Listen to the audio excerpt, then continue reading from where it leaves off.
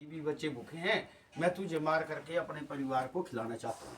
तो उस हिरनी ने भी जो है मतलब बड़ी भारी मतलब उससे जो है बात देखी है और कसमें खाई। बोले कि हे ब्याह सुनो, मैं सत्य वचन कहती हूँ, यदि मैं झूठा वचन देती हूँ भी आपको बोल के झूठ बोल के जाती हूँ तो आज दिन तक या पिछले जन्म का मेरा जितना पुण्य हो यही नष्ट हो जाए। बोले ब्याह को जो है थोड़ी दया आई, उसने जो है उस तीसरी हिरनी को भी भेज दिया।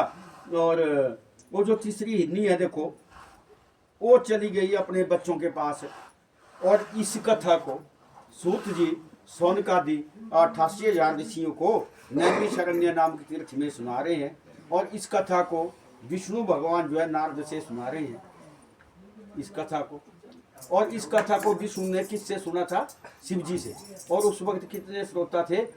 ब्रह्मा, विष्णु और माता पार्वती, ये तीन ने ही सुनी थी पहले कथा है व्याध। और किसके मुंह से? शंकर भगवान के मुख से। इतनी बड़ी महिमा है इस कथा की। तो अब जो तीसरे नंबर की हिरनी थी वो भी अपने बच्चों से जा मिली और अपनी बहनों से भी, जो पहले दो हिरनियां आई थी वो उसी की बहनें थी। और फिर क्या हुआ, अब थोड़ी देर में क्या हुआ कि हिरन आया खुद वहां पानी पीने के लिए।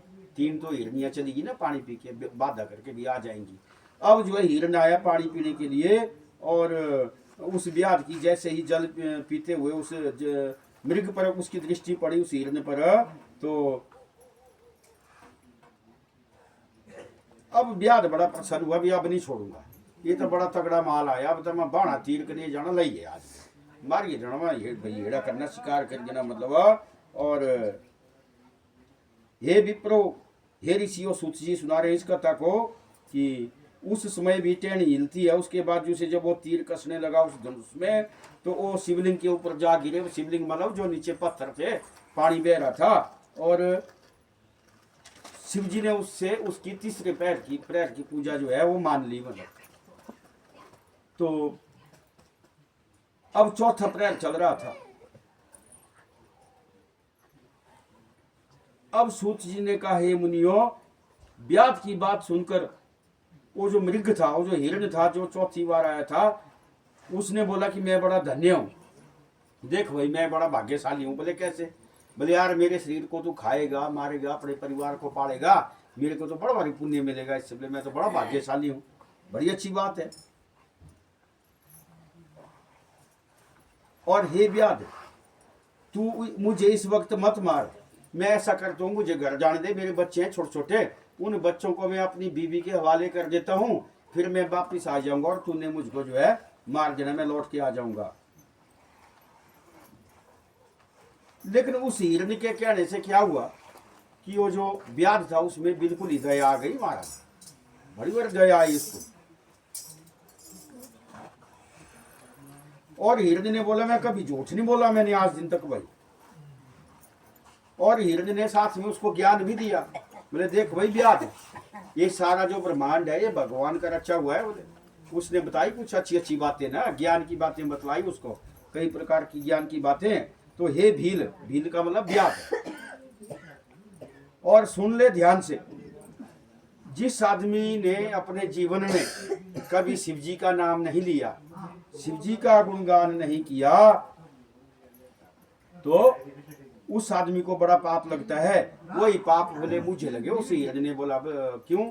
अगर मैं वापिस नहीं आया तेरे पास तो मैंने सिर्फ बच्चों को बीबी के हवाले करना है, उसके बाद तू मुझे मार देना। बोले तो उस हिरन की जो ऐसी बाणी उस ब्याध ने सुनी तो उसको आज्ञा दी, जा जा तू को झट आई जा। बोले हूं आई है, बोले मैं छाड़ना नहीं है, तू जितनी भी मिल गया चल जा भाई। ठीक है जी, दया आ गई उस ब्याध को। और सूत जी कहते हैं कि देखो मृग जब अपने घर चला गया तो उसने क्या किया, उसने वो जो तीन हिरनियां पहले आई थी उनको भी इकट्ठे किया और बच्चों को भी इकट्ठ कर लिया। बोले देखो भैया आज रात को ऐसा सब हो, बोले हम सब के साथ। बोले हाँ ऐसा तो हुआ, ब्याध है बोले कोई पेड़ के पास। पर हिरन ने उन हिरनियों से कहा, बोले भाई झूठ बोलना तो बड़ा भारी पाप है, बोले बाधा किया हुआ है ना, और शिवरात्रि भी है, बोले आज नहीं बोले झूठ बोलना चाहिए, समय में एक आध बार तो मतलब झूठ का त्याग करना चाहिए आदमी को, सच बोलना चाहिए। बोले ऐसा है हमने बाधा किया है और उन्होंने अपने बच्चों को समझाया, बोले बच्चों आज के बाद आपने ठीक से चरना, बोले जंगल में हरी हरी पत्तियां जो भी मिले उनको खाना और अपना समय व्यतीत करना, और मतलब डरना नहीं किस चीज से। और हम जो है आज कुर्बान कर देंगे अपने आप को, ब्याह के हवाले कर देंगे, क्योंकि हम वहां से वादा करके आए हैं, बोले शिव की रात्रि है बोले आज। अब बच्चे तो मान तो गए, अब सारे हिरण जो है अपने उछल कूद के साथ चल पड़े ब्याह की तरफ। लेकिन वो जो बच्चे थे वो भी उछलते कूदते जो है उनके पीछे पीछे चल पड़े। जैसे जैसे आगे हिरण और हिरनियां जाती वो बच्चे थोड़ा पीछे छुपते, और कितने मासूम होते हैं देखो हिरनी के बच्चे, चाव लगता है देखने का। फिर उन्होंने छलांग लगा लगा लगा के जो है वो उसी तालाब के पास पहुंच गए, सब के सब जहाँ वो ब्याह था, वो शिकारी था, उनका इंतजार वो कर रहा था। तो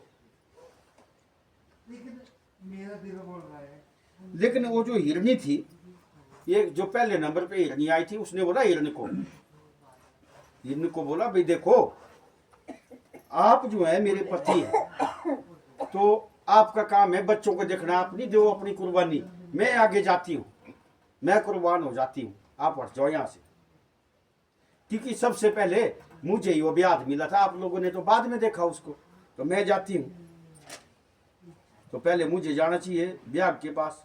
तो उसके वचन जब छोटी हिरनी ने सुनी तो बोली कि देखो भाई आप नहीं जाओ, मैं जाती हूँ, दूसरी बार मैं गई थी इस प्रकार से। तीसरी ने बोला भाई नहीं आप सब रहने दो, मैं ही जाती हूँ। उनके अंदर ऐसा एक भाव आया, भाई हमारा जो शरीर है वो किसी के पुण्य के काम आ रहा है, मतलब किसी की भूख मिटानी है हमने बस। दया धर्म जो है जानवर के अंदर भी होता है, अगर जानवर के अंदर दया धर्म नहीं होता तो आज देखो घोड़े कितने ट्रेंड होते हैं, आप जो बात बोलेंगे वही होगी। कुत्ता कितना ट्रेंड है, आप यहाँ से भेजो नाम लेके जाओ, गेट पे स्वागत कर खड़े हो जाते हैं ना ऐसे। यहाँ नहीं है, बाहर देखे हमने कुत्ते, मतलब आप जो बोलोगे वो हो जाएगा। कुत्ता जो है मतलब सामान छुपाएगा, आप ढूंढते रह जाओगे, और जब उसका मूड ठीक होगा आपका छुपाया हुआ सामान वहीं से लेके आपके मुंह के आगे रख देगा। ये तो सामने देखा हुआ है हमने। तो जीव जीव में जो है ब्रह्म है, भगवान है, मतलब है ना। तो जी अब क्या होता है कि अब वो जो मृग था, हिरण था, उसने बोला नहीं आप रहने दो, माता का धर्म है बच्चों की देखभाल करना, मैं पीता हूँ इन बच्चों का, इसलिए मैं ही जाता हूँ। तो अब जो है सब के सब जो है फिर क्या करते हैं, वहीं पहुंच जाते हैं जहाँ तालाब था, एक दूसरे की नहीं मानी उन्होंने, सब जो है ब्याह के पास पहुंच जाते हैं। और जब ब्याह ने इतने सारे हिरण देखे, हिरनियाँ देखी, उनके बच्चे भी देखे, तो बड़ा भारी प्रसन्न हुआ, और उसने उनको मारने के लिए जैसे ही मतलब अपना धनुष उठाया, धनुष में तीर को कसा, चढ़ाया, तो सारे के सारे पत्ते जो शिवलिंगों के ऊपर गिरने लगे, जितने भी वहाँ गोल गोल पत्थर थे और उनमें पानी बह रहा था, उनके ऊपर शिवलिंग के पत्ते गिरने लगे। और उस समय जो है भगवान शंकर ने क्या स्वीकार किया, ऐसा स्वीकार किया कि जो देखो भाई ब्याह है, इसने मेरी चौथे पैर की पूजा भी कर ली आज, है मजा आ गया। देखो अपने जाने ब्याह को नहीं पता यहाँ क्या हो रहा हो, तो वही बाजू बुजू हिला, टहनियाँ हिली, और बिल के पत्ते जो है पत्थर में गिर गए थे, मतलब। और अनायासी पूजा हो गई। लेकिन चौथे प्रहर की पूजा में क्षण भर में जो है उस ब्याह के पिछले जन्म के और इस जन्म के पाप नष्ट हो गए, पाप ही खत्म हो गए उसके। इतना भारी मतलब महिमा है भगवान शिव की। और अब वो जो ब्याह था वो निष्पाप हो गया, पाप से रहित हो गया, उसके पाप नष्ट हो गए। तो अब उसके मन में विचार आया, देखो जब आदमी के अंदर विकार नहीं होता, बुरे विचार नहीं होते, पाप नहीं होते, तो उसके सबसे अंदर सबसे पहले दया आती है प्राणियों के ऊपर। किसी भी धर्मात्मा की पहचान करनी हो तो दयावान होता है सबसे पहले। कोई भी धर्मात्मा जो भगवान का भक्त होता है उसमें दया होती है। तो उसने क्या सोचा उस ब्याह ने, भाई मैं एक इंसान, मुझे भगवान ने हाथ पैर दिए हैं, मैं खेती बाड़ी भी कर सकता हूँ, अन्न बो सकता हूँ, खा सकता हूँ, कमा सकता हूँ, घर बना सकता हूँ, लेकिन ये तो बेचारे हिरण है, इनके कहाँ घर बार है, जहाँ गुफा मिली वहाँ घुस गए और भोग यूनिया है, और जहाँ इनको घास मिला वहाँ चल लिया। और मैं तो बड़ा पापी हूँ, मेरे से बड़ी गलती हुई आज। लेकिन आज बड़े खेद की बात है, मेरे अंदर इतनी दया का भाव आया, मैंने ऐसा कौन सा पुण्य कमाया हुआ, और दूसरे को कष्ट दे करके मैंने अपनी आजीविका चलाई, बड़े भारी पाप किए, और अपने परिवार को भी पाप करके पाला, मैंने खरा करके नहीं पाला। तो पता नहीं आगे मेरी क्या दुर्गति होगी, ऐसा लगा सोचने। उसके देखो मतलब अपनी गलती का एहसास हुआ उसको, भाई मैंने पाप तो कर लिए। देखो गलती का एहसास जो है हर प्राणी को होता है अपनी का, लेकिन वो गलती का एहसास करवाने वाला कौन है अंदर? वो है परमात्मा। परमात्मा है वो। हम बाहर से बोलते हैं भी मैंने ये काम नहीं किया, अंदर एक रूह है। वो रूह जो है दो मन करती है भी बोलूं तैड़ा हो जाना, नहीं बोलूं तैड़ा होना। लेकिन अगर उस रूह ने मतलब बुरे विचारों को छुपा लिया तो पापी रहा आदमी। अगर अपने पापों को सबके सामने बखान कर दिया कि मेरे से गलती हो गई थी, आज के बाद में ये गलती कभी नहीं करूंगा, उसी समय उस आदमी के पाप जो है वो नष्ट हो जाते हैं। ऐसा जो है श्रुतियों में लिखा हुआ है, जिस स्मृतियों में लिखा हुआ है। मतलब एक बात एक जगह नहीं होती, पता नहीं कितनी चीजें जो है कितनी जगह लिखी होती है ग्रंथों में, कोई अंत नहीं है। ये पद्म पुराण के उत्तराखंड का वाक्य है कि जो आदमी सबके समक्ष पीपल के पेड़ के पास या कहीं धार्मिक अनुष्ठान में ऐसी कथाओं के आयोजन में अपने मुंह से बोल दे कि मेरे से संसार में ये गलतियां हुई है, आज के बाद में इन गलतियों को नहीं करूंगा। अगर आज के बाद इन गलतियों को आदमी छोड़ देता है, उन पापों को, तो उसके वो किए हुए आज दिन तक के पाप नष्ट, और आगे वो धर्मात्मा बनता है, पुण्यात्मा बन जाता है। ऐसा ही तो ऐसा विचार जो है उस ब्याज के मन में आया कि आगे पता नहीं मेरा क्या क्या होगा। मैंने तो बड़े बड़े पाप किया आज दिन तक, और मेरा मनुष्य होने का अधिकार है। मुझे मेरे से अच्छे तो हिरण है बेचारे, जो बात देखे सच्चे ने अभी रात भर बात की और सुबह आ गए सब इकट्ठे होके। झूठ नहीं बोला इन्होंने, और मैं इंसान हूं तब भी झूठ बोलता हूं। और उसी समय उसने क्या किया, बील के पेड़ से उतरा, अपना धनुष बाण जो है वो साइड में रखा और बोला कि हे श्रेष्ठ मृग गणो, तुम धन्य हो, हे हिरणो आप मेरे से भी अच्छे हो, आप प्रसन्न होकर के अपने अपनी जगह को चले जाओ जहां से भी आप आए हैं। और इस कथा को सूत जी नैमिषारण्य नामक तीर्थ में सौनकादि 88,000 ऋषियों को सुनाते हुए कह रहे हैं कि हे मुनियों, व्याध के ऐसा कहने पर शिव जी ने उस पर बड़ी भारी प्रसन्नता की, और शंकर भगवान जो उस व्याध के सामने प्रकट हो गए, बोले उमापति महादेव की जय। देखो जी एक व्याध था, मतलब उसके कौन सा पुण्य उदय हुआ, मतलब है ना, और शिव जी प्रकट हो गए उस बाने वहां। और शिव जी ने उस व्याध को कहा कि वरदान मांग बरम ब्रूही, वरदान मांग मेरे से। तो उस समय वो व्याध जो है शिव जी के साक्षात दर्शन से मुक्त हो गया, और उसने बोला शिव जी को देखते ही मैंने सब कुछ पा लिया प्रभु, तेरे दर्शन के आगे कुछ भी नहीं है संसार में, अब क्या लेना मैंने। अगर मैं तेरे से कोई वरदान मांगता हूँ तो बार बार मेरा गर्भ हम जन्मवाना, जब गर्भ जून में आते हैं तो माँ को कष्ट होता है और गर्भ में जीव को कष्ट होता है। कौन आना चाहता है इस संसार में? कौन सा सुख है यहाँ बताओ बोला? सुख दुख मन के ही होते हैं, है ना। तो भाई यहाँ कष्ट ही कष्ट है संसार में, लेकिन भगवान तेरे दर्शन के आगे मैं कुछ नहीं चाहता। और फिर वो गिड़गिड़ाता हुआ जो व्याध है वो शंकर भगवान के चरणों में गिर जाता है। तब शिव जी ने प्रसन्न होकर गुप्त ये नाम प्रदान किया उसको, उस किसको, व्याध को, गुप्त। और ये संस्कृत का शब्द है, ऐसी बात नहीं। और इसका एक नाम है भील, भील भी बोला उसको। और शिवजी भगवान ने अपनी तरफ से उसको वरदान दे दिए। और शिवजी ने कहा कि हे निषाद राजा सुन, आज से तुम श्रृंगेरपुर में जाकर अपनी राजधानी बनाओगे और अनेक प्रकार के दिव्य यथेष्ट दुर्लभ भोगों का उपभोग करोगे।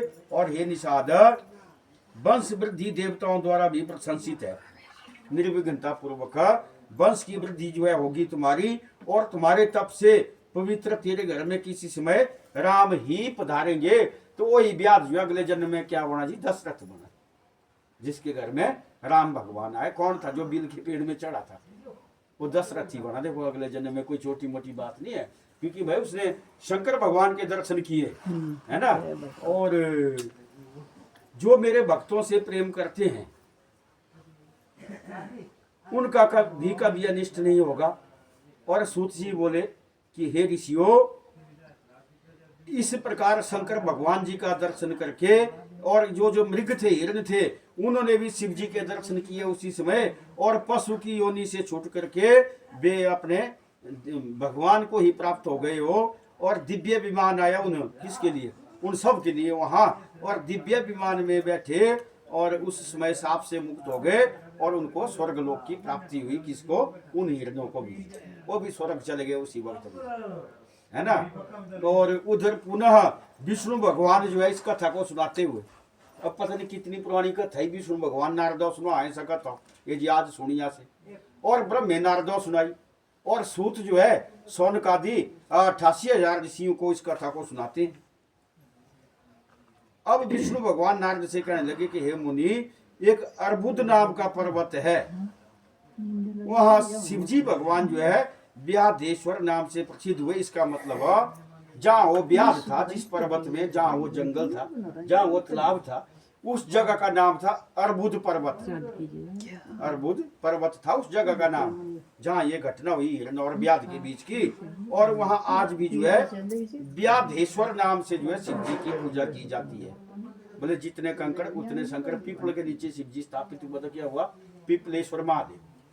बड़ के पेड़ के नीचे शिव की स्थापना कर दो तो क्या हुआ? बटकेश्वर महादेव, है ना बात है। जितने कंकड़ उतने शंकर।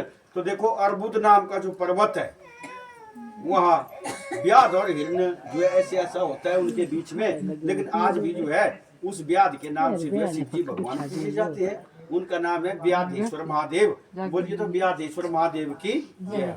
वो व्याध का नाम क्यों जोड़ा महादेव से? क्योंकि महादेव ने इतनी अनुकंपा की, उसकी सारी व्याधियां खत्म कर दी। आधियां व्याधियां जो है शिव जी का नाम लेने से खत्म हो जाती है। तो इसलिए व्याधेश्वर महादेव की जय। और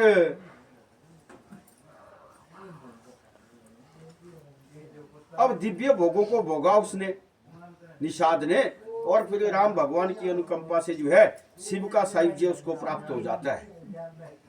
तो पीछे का कथा सुन चुके हैं। राम ने देखो, ये दशरथ ने देखो पुत्रेष्ठ यज्ञ कराया था श्रृंगी ऋषि के द्वारा, और हवन कुंड से जो है यज्ञ देवता प्रकट होकर उनको खीर दी थी खाने के लिए। लेकिन किसकी कृपा से? दशरथ ने भी शिव जी की पूजा की थी। कह लो दशरथ व्याध था देखो, है ना। और अज्ञानतावश भी उसने शिव व्रत के प्रभाव से इतनी बड़ी उपलब्धि प्राप्त की। देखो तो अज्ञानी था बेचारा, डाल में चढ़ा था, उसने तो हिरणों को मारना था, लेकिन यहाँ शिव जी की कृपा ना जाने कैसे कैसे हुई। मतलब और राम का भी पिता कहलाया अगले जन्म में, कोई छोटी मोटी कथा नहीं है। व्रत राजेति विख्यातम। और ये जो शिवरात्रि का व्रत है इसका नाम है व्रत राज, व्रतों का राजा, जो सब व्रतों से बड़ा है वो शिवरात्रि का व्रत है महाराज जी कि मन्यत श्रोतुम इच्छामि। और उन्होंने सूत जी से प्रश्न किया, अपने हेडमास्टर से, मुखिया से, सौनकादि ऋषियों ने, कि किम अन्य क्या क्या है श्रोतुम इच्छामि, हम जो है सुनना चाहते हैं। चतुर्थोध्याय बोलिए उमापति महादेव की। थोड़ी जी कथा रही बस हो जी डिस्टर्ब देखे बस थोड़ा है मुक्तिर्नाम तया प्रोक्ता तस्याम किनो भवेदिह अवस्था कीदृशी तत्र भवेदिति वदस्वनः। ऋषियों ने बोला कि हे सूत जी, आपने जो है मुक्ति की चर्चा की है, और मुक्त हुए पुरुषों की कैसी दशा होती है हम लोगों को बताइए। सूत ने कहा कि सावधान होकर सुनो, संसार के क्लेश जो है वो हरने वाली तथा परमानंद को देने वाली मुक्ति 4 प्रकार की है। देखो जी, 4